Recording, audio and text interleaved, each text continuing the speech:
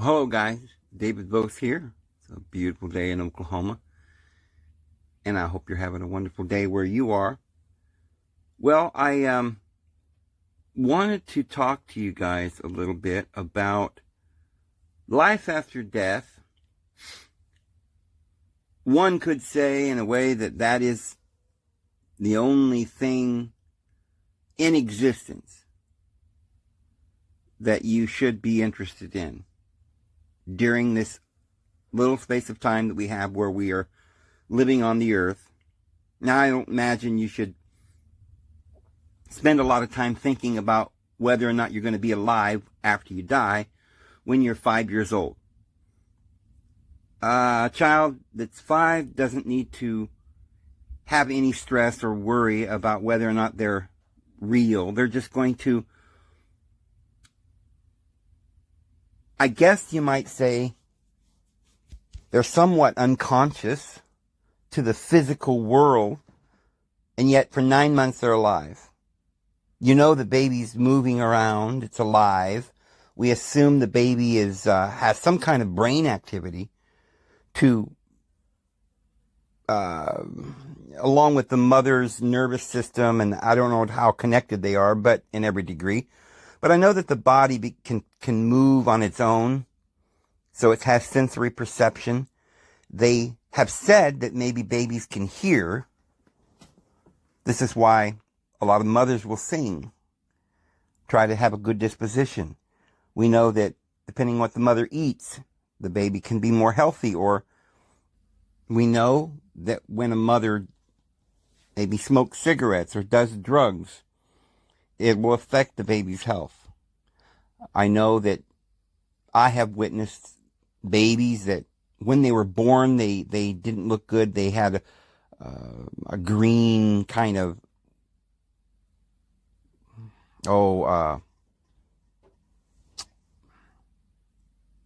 mucus on them.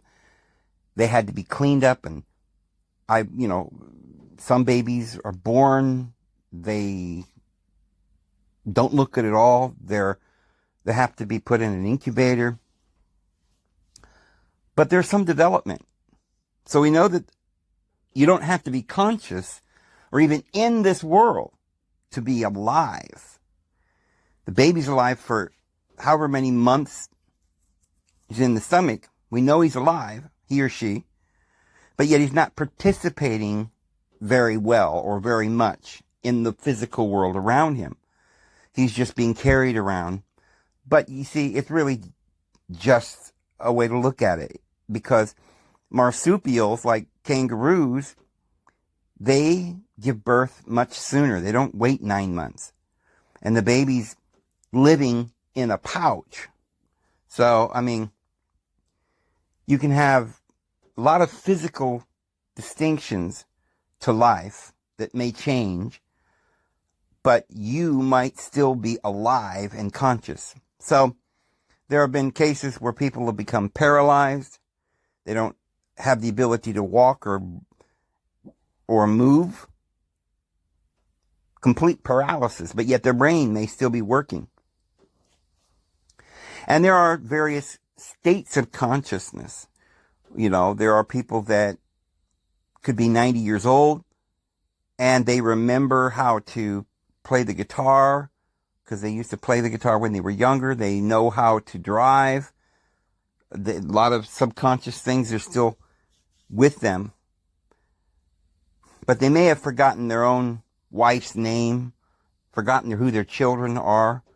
Like some of the life that was recent, the most recent memories are just erased.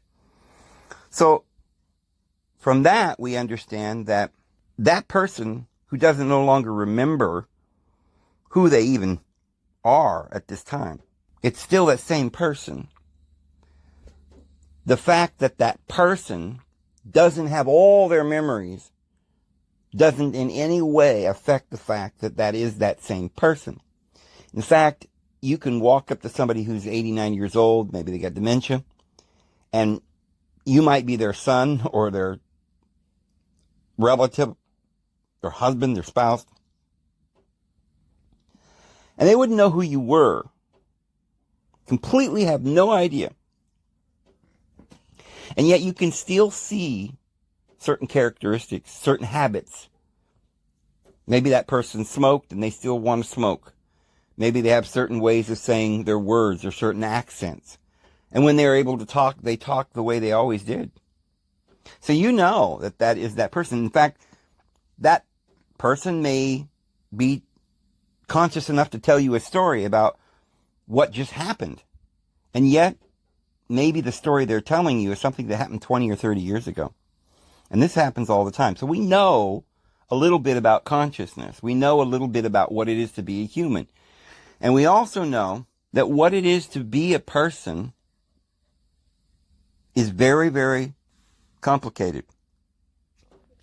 We do know that you could take a person and theoretically he would not have even a body. But if you could preserve the head,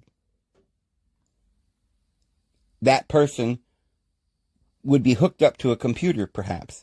Or if you could preserve the head inside of a machine that could keep the head alive. Well, would that person be able to know and dream about his life? Could he still look through the eyes and look around and notice people? Let's say he didn't have dementia. He was just in a terrible accident and they somehow were able to preserve the head in a glass little tube and nourish the brain and let it function. And it would open its eyes and it would see everybody there. But it had no body. Would that head laying on that slab inside of that glass dome, hooked up to electrodes, looking around the room, recognizing its family, would you still say that is that person that had, or would you have to declare the person had passed away? The body was gone. The body had already was severed. So therefore it couldn't survive after a certain period of time. I don't know, maybe they could put it on ice or something, but let's just assume that it was in an accident and they lost that part. So they were preserving just the head. Is that still you? Well, I don't know if they've actually done that. I don't know how. I know that people have survived losing their legs or their hips and all the way up, to their chest. I don't know. I suppose people have lost arms and stuff. But, so theoretically, I don't know, though, if a person could live without the heart, simply because the heart is going to pump the blood into the brain and keep it alive. So my point is we need to start somewhere. What is life, and can we live forever? So let's assume then, so up to this point, we can say that we know just from common sense, logic, we know that human beings can live to be over 100 years old if the body will continue to breathe and pump blood and not fall to sleep in death. We know that even the brain, the sensory perceptions that retrieves memories, can be damaged and you won't be able to retrieve memories to know who you are. And so we say, well, then it's not really you anymore. And this is a good example for people who believe in reincarnation, who say, oh, well, yeah, you'll be reincarnated, but you won't remember who you are. And I've always said, well, what good is that then? Like, if we're going to live 1 trillion years to reach the age of Brahman, according to the teachings of the Vedas, which is something that Hindus, Buddhists, and Christians alike, New Agers, almost nobody even understands. They're trying to get enlightenment and reach nirvana in one lifetime sitting in a corner, which is absolutely and utterly impossible, according to the ancient teachings. But today, we're not even going to think too much about that, because that's maybe a concept for tomorrow. What I want to talk about today is whether or not, in your own mind, you believe that you are immortal, that you are a being. What is it that you believe about yourself? So we believe what? You don't want to die. Most people don't want to die. But what is it that you're afraid of? Well, technically, you would say, well, I don't know, because I see people, that go to sleep and they put them in a casket and they put them in the earth and they're gone. That's what I don't want. Okay, but what does that mean? It means that your body is no functioning no more. Is that all you were? Well, I don't know, you say. I don't know if that's all I was, but, that's the point. I'd like to preserve my body. That way I know I can be alive. Okay, so let's say that scientists could invent a way to take all your memories and put them and download them into a computer chip. Okay, now your body goes back to the earth and they bury it, right? Or they burn it and put it in an urn and throw it into the wind. I mean, you're gone physically. But all your memories, and I don't mean just memories of all the things you did in this life. But remember, there are lots of different memories. We will call them memories because that's what they are. Like, your body has to remember in some way how to keep the heart rate at that rate. Well, you're not going to have a heart now, so it won't need to use that part of the brain. But there is a sort of a subconscious mind that knows how to keep your temperature, your blood pressure, your cholesterol, all these thousands of nerves and sensory perceptions and processes whereby the atoms split and reproduce and build brain tissue and muscles. It just an enormous amount of things. How much to breathe, to keep the right level of oxygen in your blood and all of these things. And, the knowledge of how to take all this food, put it into your stomach, disintegrate it down to the smallest little pieces, and put it all into a new structure to rebuild your body. Now, you wouldn't call that your memory. That's something you don't even care about. All this mundane, let's take a fruit. We'll put it into our mouth. It goes into the stomach. It's going to break down, and little pieces. You've got to know that the vitamin C goes here, the vitamin A goes there, the protein goes here. This is how the proteins broke down. You don't need to know any of that, and you don't care. And yet, if all of that's not done properly, you cannot live. But that's not you. You're not thinking about it, so how is it you? What are you? Are you this thinker that's thinking? Well, you might say, I don't know if I'm the one doing the subconscious thinking, right? It seems like it's on autopilot, and so I'm not responsible. It's doing something that I'm not telling it what to do. Or are you?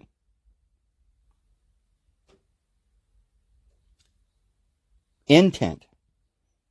Are you saying behind the scenes within your heart, are you saying, you don't have to say it outwardly, but are you saying to yourself, I like life. I want to live. I want to breathe. I want to go over there.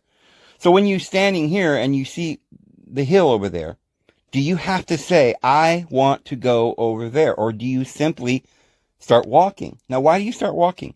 Do you remember why? An impulse? See, we've got these words. We don't know if they clarify what we're imagining in our mind, whether they can help us to understand what we think we are or what we actually are. But obviously, we don't think of ourselves as that. We know, if somebody tried to explain this to us again, we'd remember, yes, I know that I have a subconscious mind, but that's not you. So some part of mind is not you. I mean, you have the ability, maybe instinctual memories too. Like your cells came together that has genetic code in there. That's memory. It's put back together in a certain way based on prior patterns. That's memories. Memory is simply, that's like what we say today when we talk about computers. What is the computer remember? As humans, we think memory means remembering me, knowing me, knowing what I think, what I want to be, what I feel. So I think when we think of our memory, we think of ourselves. Like, oh, I remember who I am now. Oh yeah, I am this. This is what I am. I remember doing that. I liked that. Oh, I didn't like that. Oh, I did like this. And oh, I used to enjoy getting up in the morning. Oh, I had family. And oh, my son's name is this. And my wife's name is this. And this is who I am. All these experiences is who I am. All right. So then if that's who I am, because it's all of my memories, then number one, I am much more complicated than I thought, because I am subconsciously keeping my body at the right temperature and pH balance and sweat glands and opening of this and that and digestion and all these things that are going on that I'm doing. How do I know I'm not subconsciously or maybe superconsciously controlling the entire universe? Like, isn't it coincidental that I need to walk from here to there, and I am me, not the body, and yet I only can walk from here to there in my mind by using the laws of physics and using the body to physically walk me over there. Now, I could astrally project over there. I could just imagine what it's like.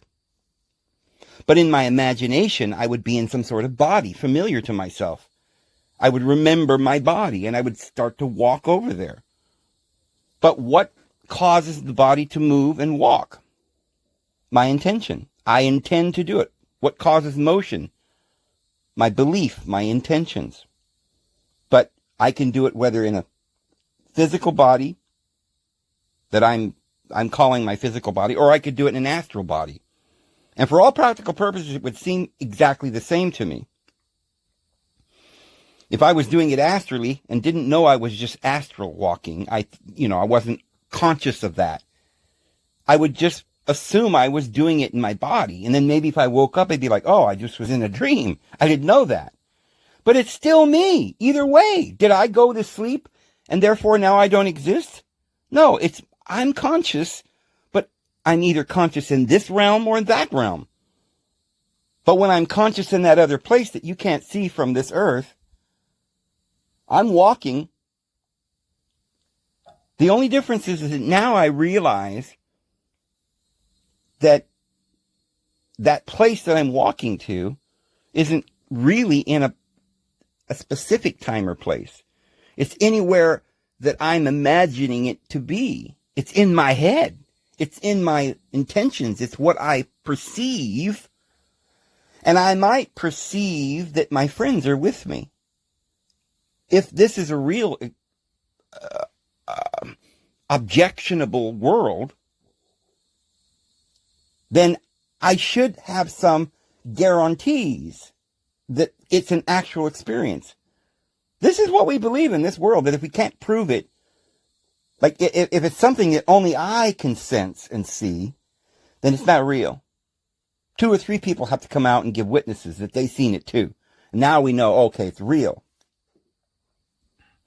So anything I do, if I'm standing there and I see people and I'm talking to people all around me, but no one else sees these people, and I'm talking to ghosts, and they'd probably say I was crazy. And they'd probably say that what I was talking to didn't exist. It was in my own mind. Well, wait a minute. I thought mind was all there really was.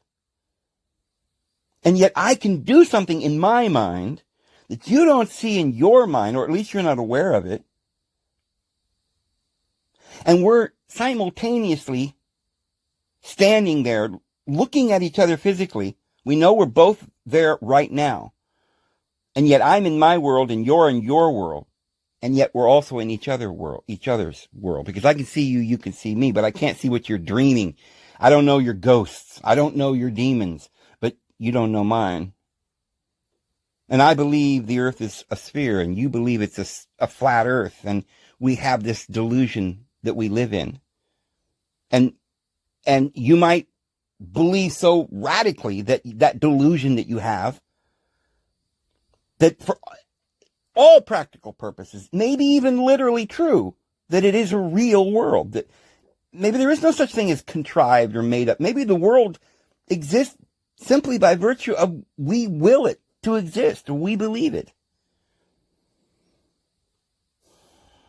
I can't prove that your will exists. You can't prove that mine exists. But, and how could my world exist if you can't see it and verify it? So we determine that we're going to find a way to prove the existence of me. So I'm going to walk up to someone independent of myself and say, okay, I believe I exist. I see myself. I hear myself talking to myself. And I see there are trees and mountains around me. And I have a desire to be here. And I'm enjoying the scenery. And I speak of myself as being here. I think, therefore I am. But I need confirmation. If maybe, according to the rationalists from the Wilhelm Institute, directed by Einstein, they thought that one had to simply get evidence. And if we had some piece of evidence that would verify my own independent testimony, my own senses that says I'm alive, I'm thinking, therefore I am. But if I could then find someone to verify that they could see me, that they could touch me, that would be verification, touching and seeing me. We would write that down as verified, clinically, physically, scientifically proven. Not even a theory, because we had proven the theory by external realities. So I walk up to this person standing next to me. He's got a big beard. He's got white hair, and he looks very wise. He's even got a pipe. He appears to be holding some sort of degree, probably a PhD or something, because he looks like a professor. And I say, I need to know, am I here? Do you see me? And he says, yes, I can see you. I verify that you are here. Oh, wait a minute, hold on. First of all, what is it that you see? I need to know beyond any doubt that you see me, because I need to make sure that I'm here. And he said, well, no, I can't verify anything except that you are a physical being and you're telling me your name. I can go and look at the courthouse. I can get your birth records, and I can, well, we'll use that as proof that you are existing. Okay? Because all you're going to do is prove to me that you believe. I can't prove that you are just a figment of my imagination. So what I'm doing is I'm proving that in my dream, I can conjure up ghosts that can verify anything I want.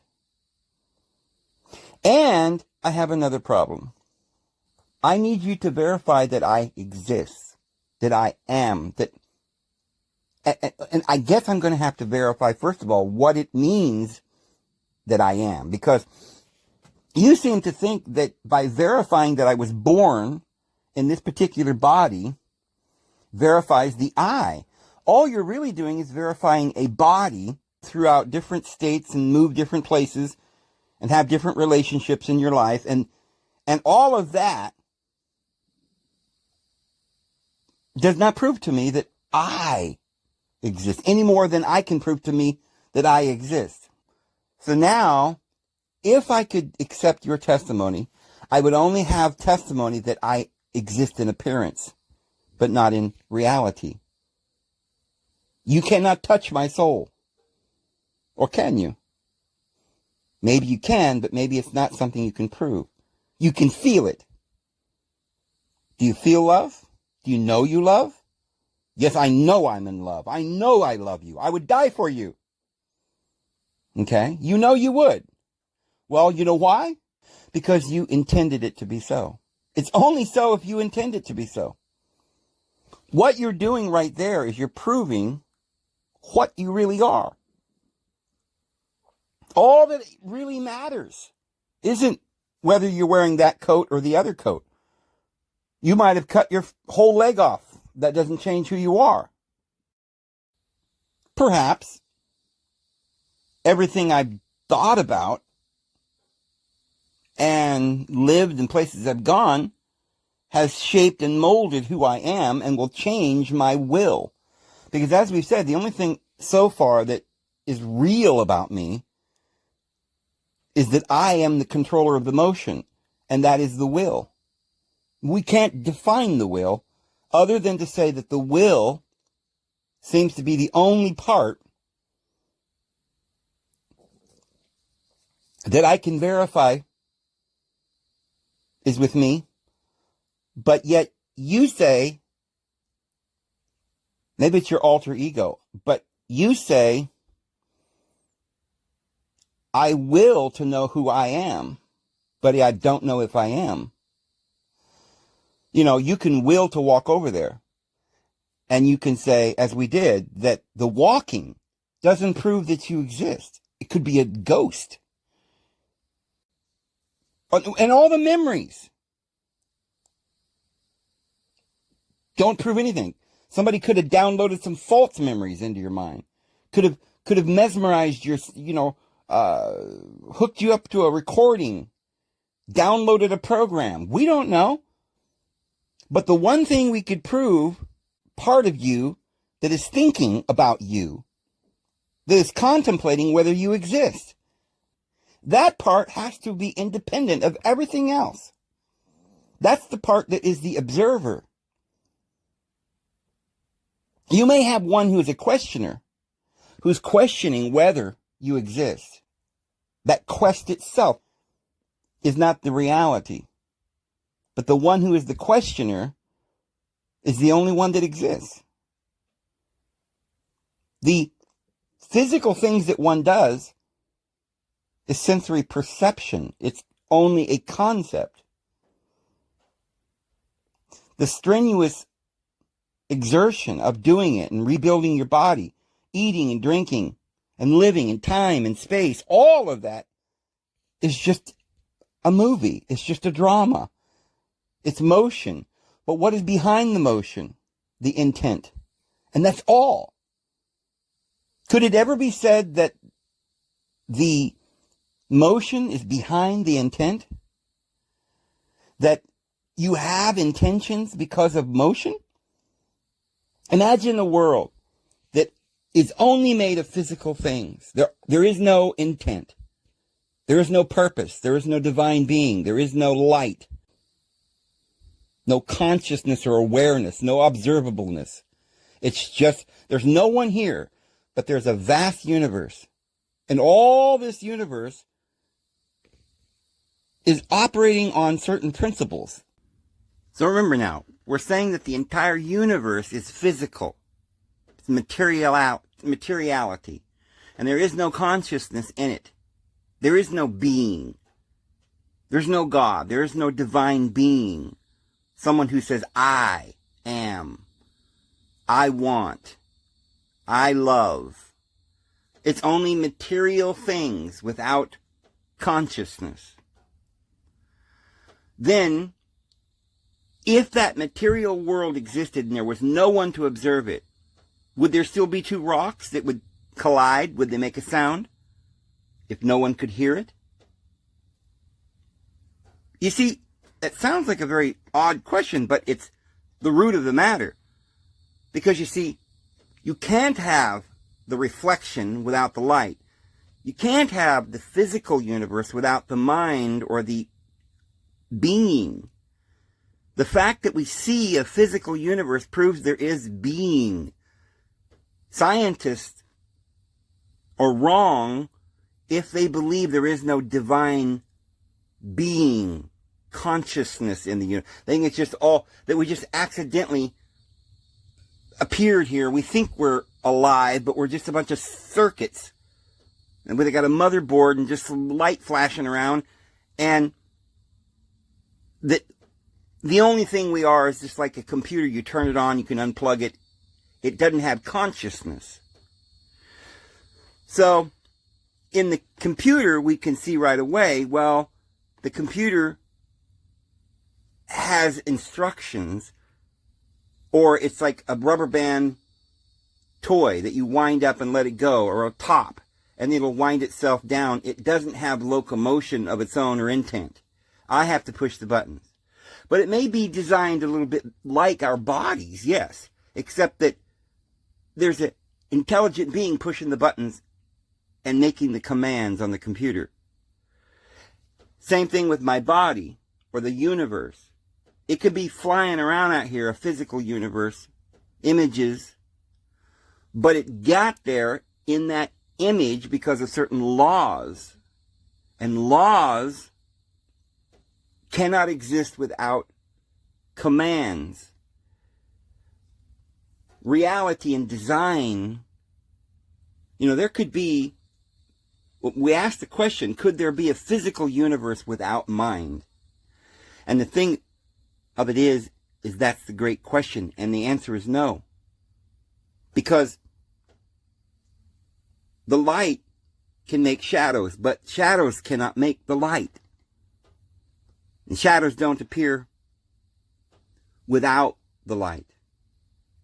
And the unreality is a concept, but you can't conceive of it without being able to conceive of existence.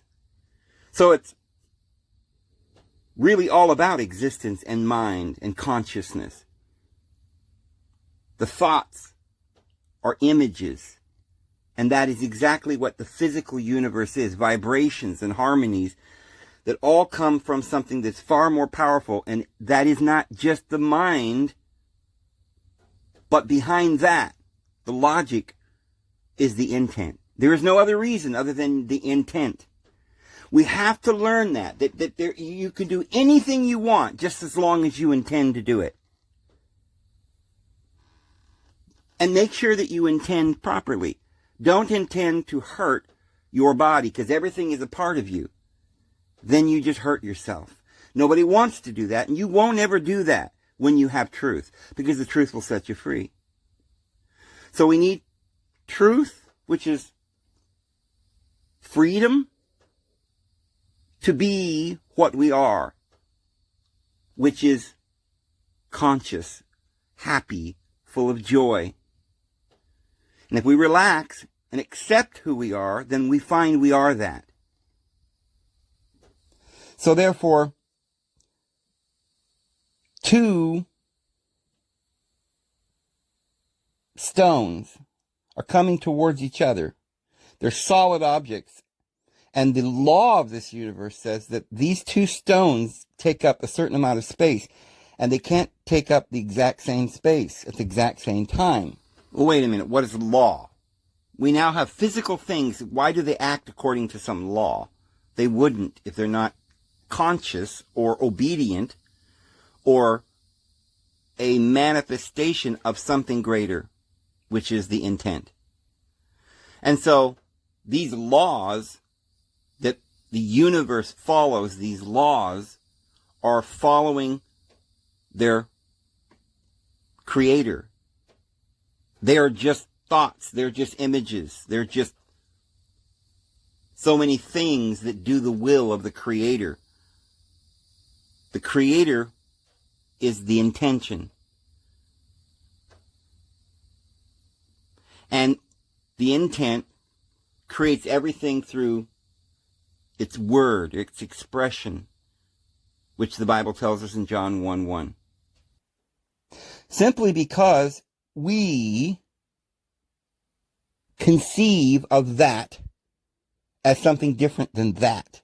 And the two that's can never become the same that, unless they change each other to such an extent, like male and female, they come together and reproduce something entirely different. But blue and yellow, when they come together, if they take the same space, they will no longer be blue or yellow, but they will then be green. And so then, does the blue cease to exist? No, the blue exists within the green, and the yellow exists within the green. Does the yellow only exist if it continues to be yellow?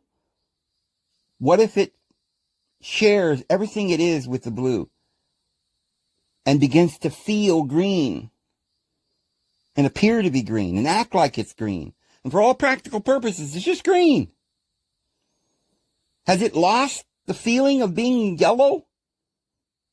Will it ever know what it is to be yellow? Of course, because you could not have green without yellow and blue. The minute you cease having yellow and blue, you have no green. And you are what you are. But you cannot understand yourself as just being yellow. Now that you've become one with the blue, you demonstrate that you are now green, and that means you are still what you always were, the yellow, what you perceived yourself to be. In another time or space, you were manifesting as green. That's what you were manifesting as. That's what you appeared. But it was not what you were. It wasn't entirely what you were. Because now that you have found your companion, Mr. Blue, you find that you work very well with him, as if you were a lost part, a lost piece of the puzzle. And you keep searching. With that awakening, you realize, I am not yellow. I only perceived myself to be yellow. Others perceived it too. But I was only half of what I was until I found my blue. And now I know what I really am. I'm green. But you see, it doesn't end there. You're much more than green. Because that other thing that you found had to be part of you.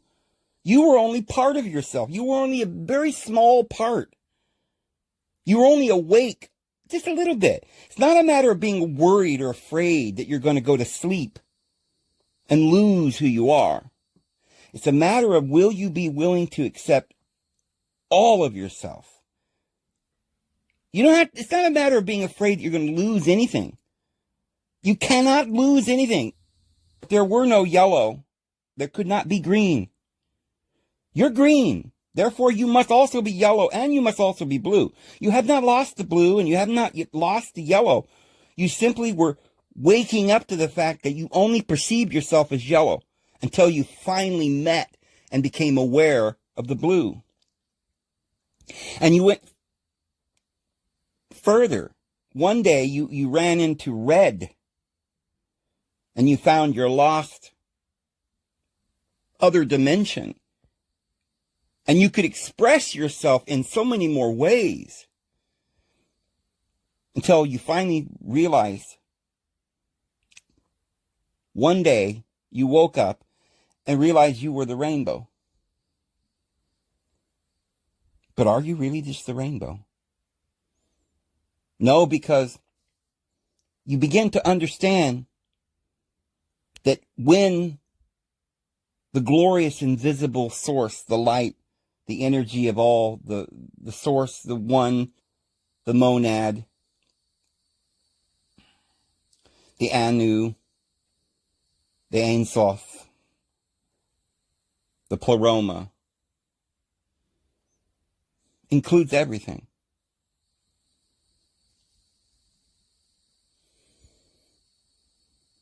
And nothing. Because you cannot change If you are the all, you will always be the all.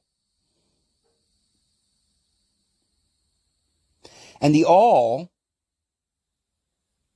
is only one. There is only one all. And the essential reality of the all is the desire or the will, the being, the one who has the initial impulse, the mover, the believer, the awareness, that which is conscious and intends through that conscious stream to be something, to walk somewhere, to perceive and to know and understand something. It's not what you learn that is you, but it's that you want to learn, that you intend to find. All you are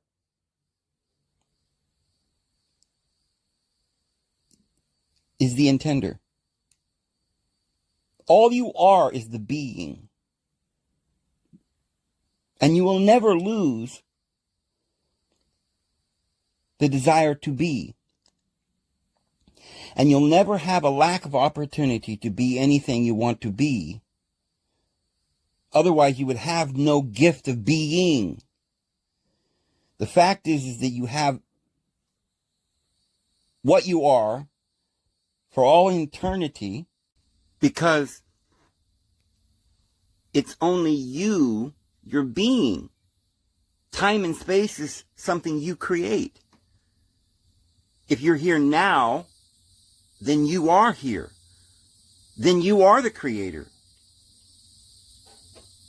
Then if you live within time, you will live forever. And if you live without time, you will live in the eternal now. But you are the one. You're much higher than time. You're before the fore and after the after. And you comprise all that is real and that is complete. You are the whole. If you begin to be afraid that you are something that might disappear, that you could lose, whether it be your life or your children. Could you lose your children? Could you lose your family? Could you lose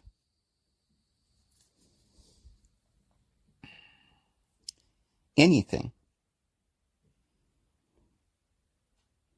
Not when everything is simply a reflection and an experience and a concept that we choose to create. We can keep as long as we want. We can laugh a long, guttural, bellowing laugh, or we can giggle a short moment. We can revel in our laughter. We can watch a bunny 1,000 times go running over the hill and stop on the crest and twitch his nose and take a little bite of the flower. And we can feel such peace because we choose to feel the peace of that part of who we are, of what we've created, of what we're experiencing. We can truly enjoy it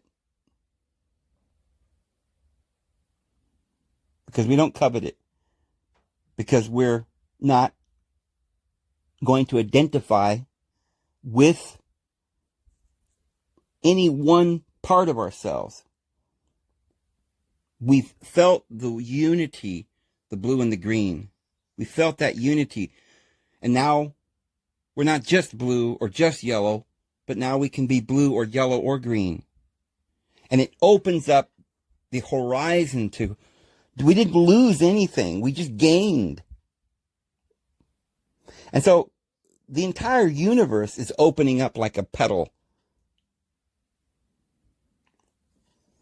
like a plant. It's unfolding like DNA. And each of the petals are activated when the time comes.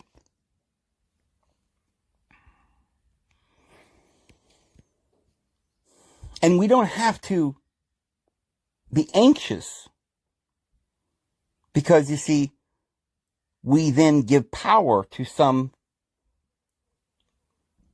boogeyman, some illusion. We don't have to have, no one can tell us where we should be at any time or what we should be doing at any time. The only way for someone to tell you what to do or where to do it is that ghost, that straw man that you create, and you put a big top hat and a tie and a suit on him, and you give him a power and you give him authority because of belief, because you believe it. And you respect his decisions. And if he says you have to go be a slave and you have to do this and that, then you have created the monster that will imprison yourself. You've given power to a being that's not real. You've empowered your straw man.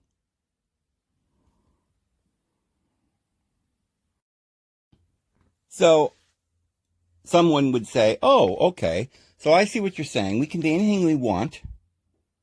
And so I want to be a powerful being who has all the gold.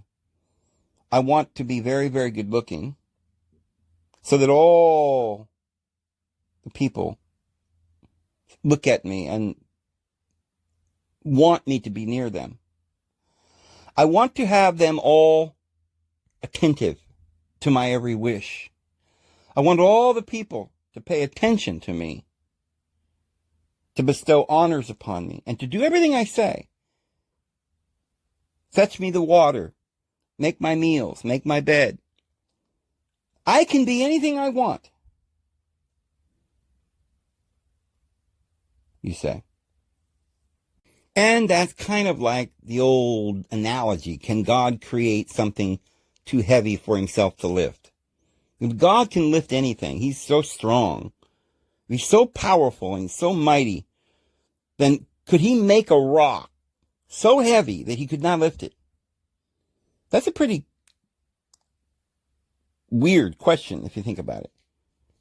Some of you might think, who cares? I mean, he can build a big rock. We know that. No, what we're trying to understand is there some sort of a contradiction in the reality of this universe? Can I do anything I want or not? I hear people saying, when I'm always saying to people that we don't need to be under law. We need to only be under his grace. We need to just love one another. And always you get that people will say, well, of course you have to have laws, or else people will be out murdering one another. But you see, that's not at all what we're saying. We did not say we needed murder. What we're saying is we don't want murder. And so the way to get to that is to have freedom. Because when you tell somebody in their mind that they must do something, then you have to give them a reason. If you don't do it, then I'm going to do this, or this will happen. Like, if I said, you need to go downhill, but I didn't tell you why, there was no reason, because you're looking for the creek and you're thirsty. Oh, now it makes sense. I'm going to go downhill because I need water. If I went uphill, I'd get tired and there's no water up there. So I would get very thirsty. I'd be in the wrong direction.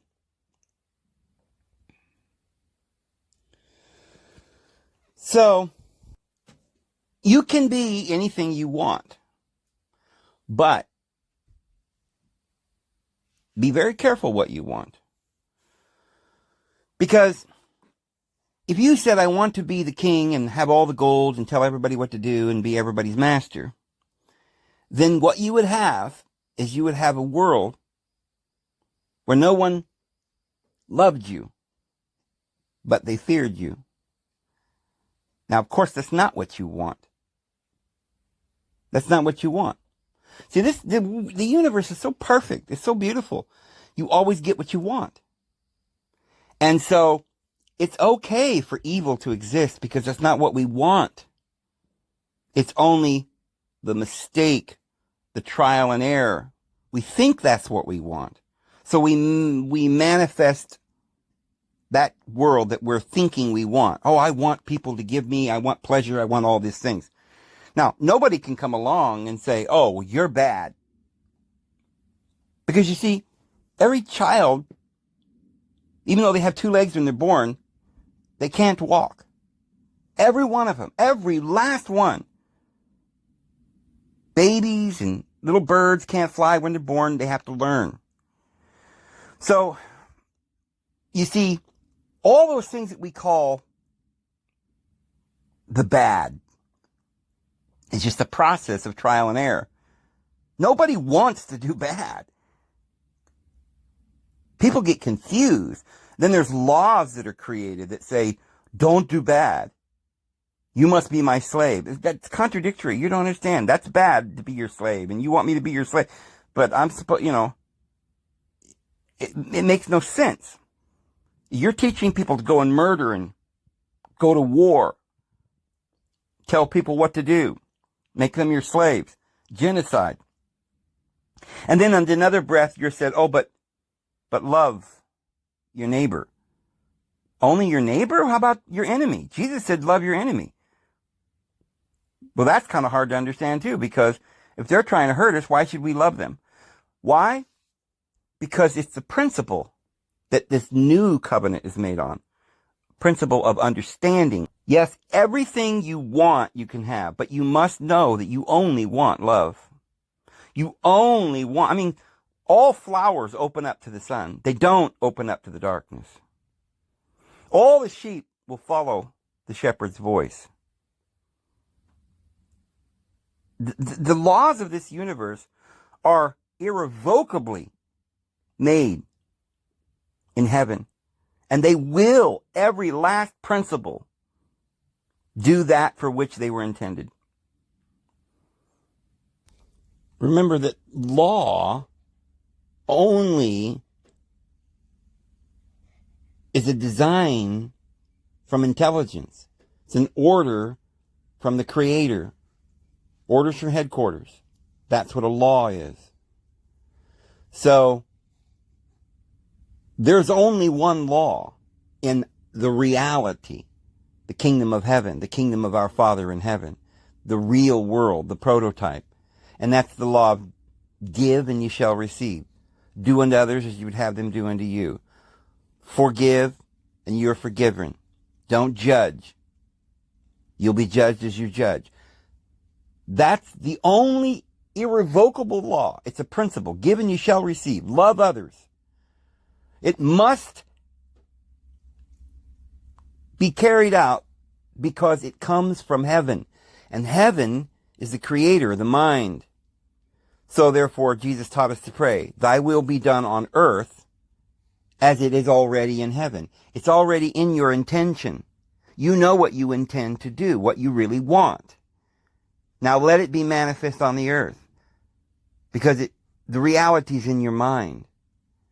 But you have to accept it and speak it and believe it. Or else you will simply be looking at an illusion and you will be confused, not seeing the intention that you want, because you stop in your tracks and don't intend because you're confused. Because of the lie, the deception. But it's only a small setback. As soon as you realize who you are, then you command that mountain to be moved and it will obey you. And you don't have to worry because now you know what you want. The light, the love, the truth, harmony, goodness. Because you are the only begotten of the Father. And whatsoever ye say, with your word, it is carried out. So, Everybody's going to start off on the ground and work their way up and start learning how to stand up, and then learn how to run, and then how to mountain climb, and then how to fly. In conclusion, do we live forever?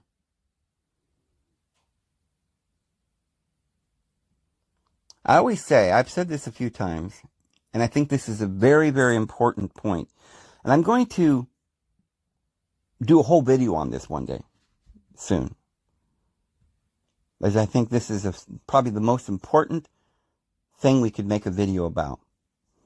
But most people go at the world completely backwards.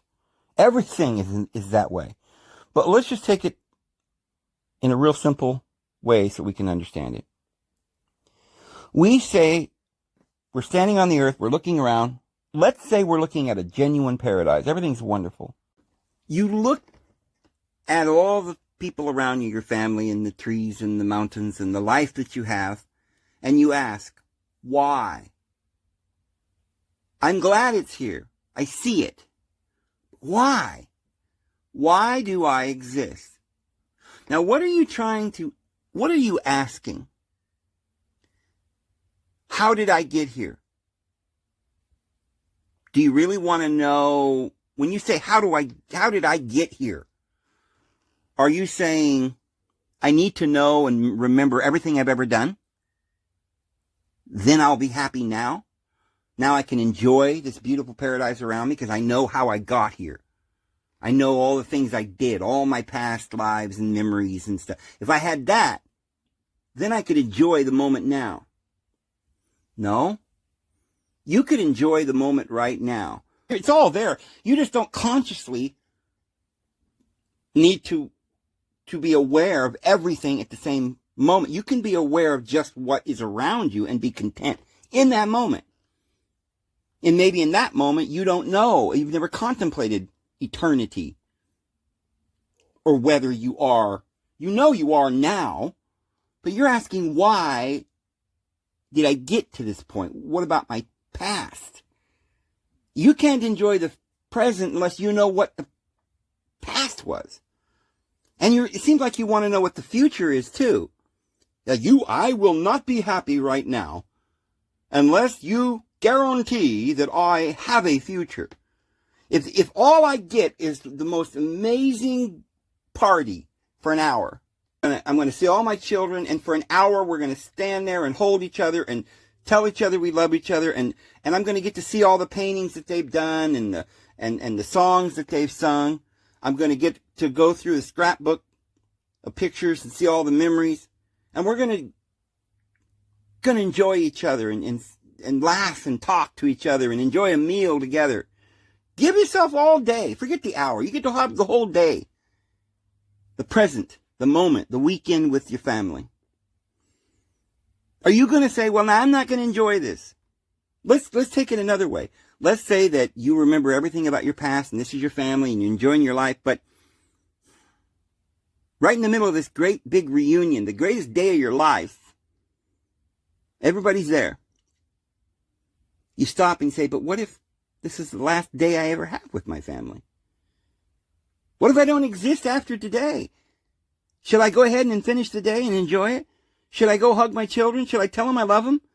Shall I give them presents? Shall I sing them a song? Shall we dance?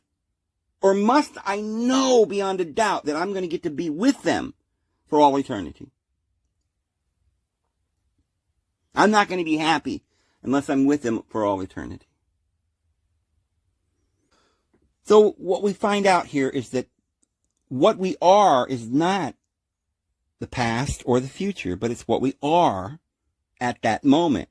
So when we ask the question, who am I? We have to understand that we're not trying to seek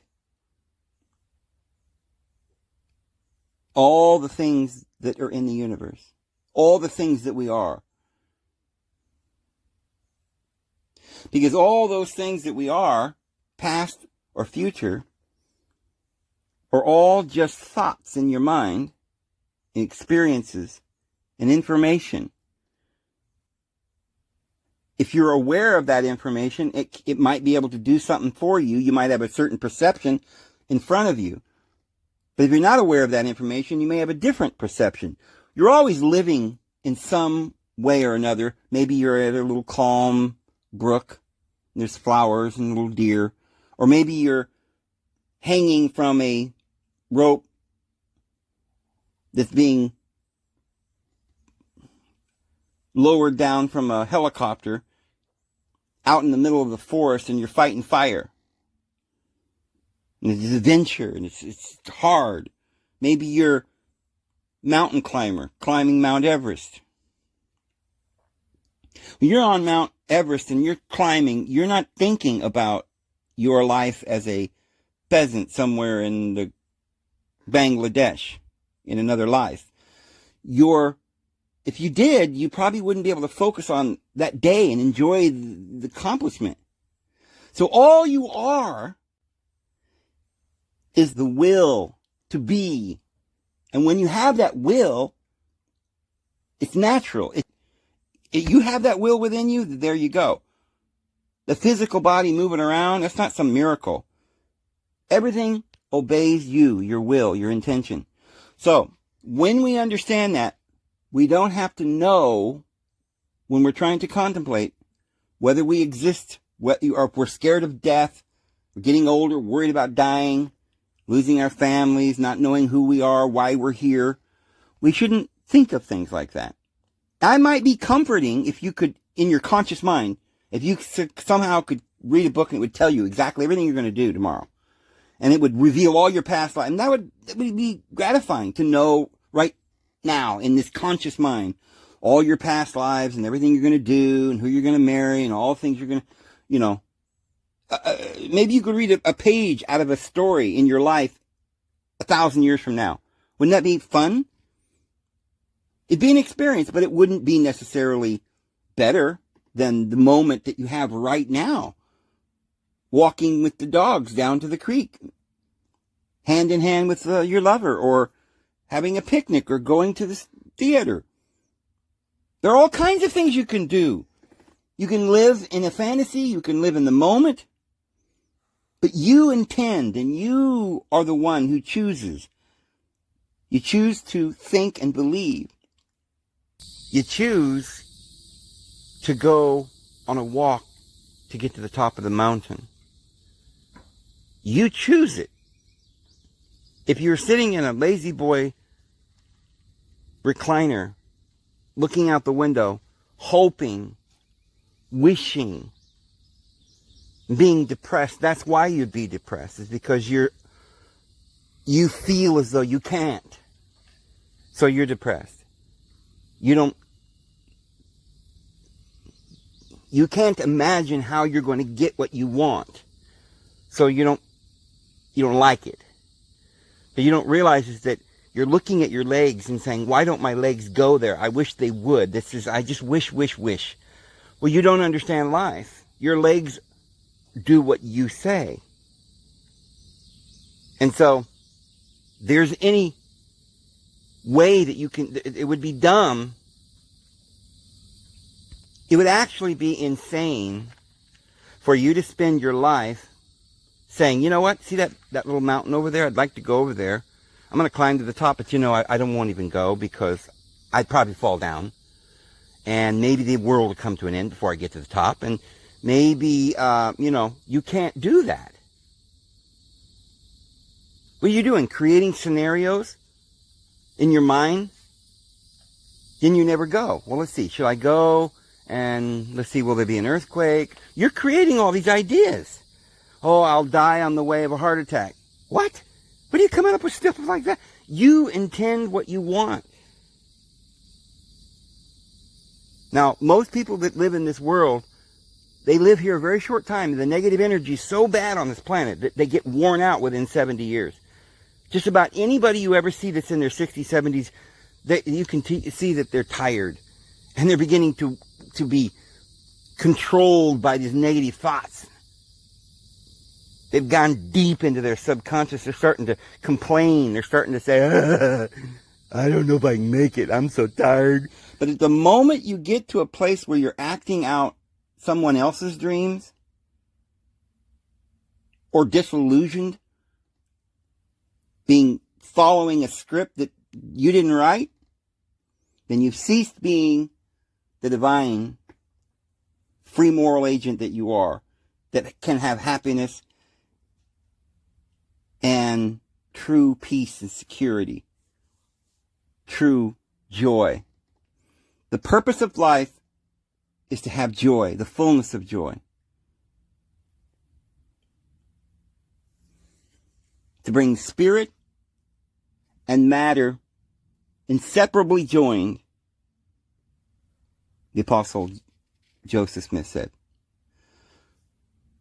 The physical world is all the things that we can imagine we are. It's all the things that we will be or want to be or want to understand or know. And you can understand and be any of those things at any time you want to, as long as you never give up your power. But you give up that authority when you forget that you are you, and you start thinking that the limitations you're putting on yourself are you. So remember, to dwell on your life at this moment and all the problems that you have, if you're afraid that those problems won't work out immediately, if you're carrying any fear with you or anxiousness about your children's lives or your life or your family in any way, or the state of the union or anything, then you're in a sort of a sense of anxiety or fear. And you're putting up images in your mind of anxiety, things that would cause anxiety, things to go astray. The ghosts are going to start coming. The monsters will start filling up the space between your temples. Because you're beginning to think and imagine, what if things aren't right? What if I don't live beyond tomorrow? So you can't be tomorrow. You can only be here. So now you're out of fear for what might happen tomorrow. You're going to live in a state of anxiousness. But what Jesus told us was to live for the moment. Take no thought for tomorrow will bring its own anxiety. Jesus taught us very specifically not to think about that. So you may think, I don't know if I'm going to live forever. And that's a legitimate question, and I need to think about that. And I'm telling you, that's not a good exercise. Because what you're doing, if you know you exist tomorrow because you exist now, then you're not going to be thinking or anxious about it. You're not going to be doing that. It's the wrong question. Because you believe the logic that what exists is spiritual, immortal, and that you're just making the body around you, and that the body has cocoons, and we go through different stages, and we can't imagine all the little intricate details. That's the subconscious is taking care of that and helping us breathe and knowing our pH balance and the pressure and all this stuff that's going on. We allow that. I don't sit around worrying, maybe I won't breathe. If I stop breathing, I get scared and anxious. I might hyperventilate and stop breathing. Just relax. And if you relax for a little while, forget about breathing, and your body just starts breathing on its own, and you start feeling pretty good, then you'll say, you know what, that works. And you'll calm down, and you'll never worry about breathing again. You'll just leave that to your subconscious. Same thing with your life. If you start thinking, what's going to happen tomorrow? My kids, my family, my life, my job. Do the same thing. Realize, wait a minute, I can't control that. That's not me. If I am going to believe in me, I'm going to understand that I'm the willer, the being, the imaginer, the thinker, and I'm going to think the thoughts I want to think. I'm going to choose to enjoy my life in this moment and let all the little mechanical things behind the scenes, how my dream manifests, how the seed grows in the ground, sprouts, first one ear and then another, and then a stalk. I don't know how that works. My conscious mind doesn't know. But I accept it will grow if I plant the seed. I accept that the rain will come down and the sun will come out. I will put my seed in good soil. I will do what I can to have a desire, a belief, a thought, a direction, and I'll go in that direction because I willed it.